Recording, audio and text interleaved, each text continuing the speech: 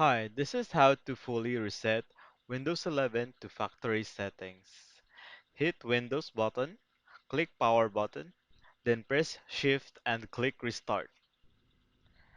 Click Troubleshoot, then Reset PC. After that, there will be two options, keep your files or remove everything. I will select Remove Everything. Then you will be asked how you would like to reinstall Windows. It's either from the cloud server or from your local device. I will select local device. Next, there will be two options, remove files or fully clean the drive. If you will sell your PC, select the second option, though it will take longer. I choose the first option. After that, there will be a summary of the reset option. Click reset to continue. Then just wait for the computer to complete the process.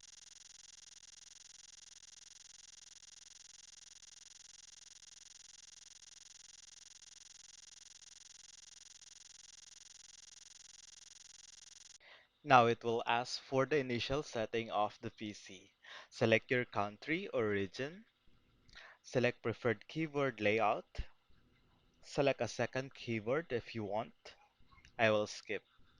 Accept license agreement. You can read the agreement if you want. Put the name of your device.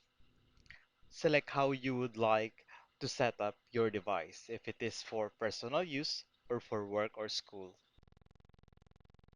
Okay, you don't want to put your Microsoft account if you would like to be a local user only. Disable your internet connection for that. Again, set up for personal use. Next. Who's going to use this device? Me.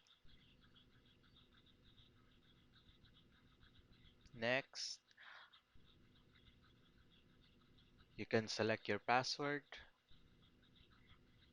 Choose privacy setting for your device. I will just select no for this one and then hit accept.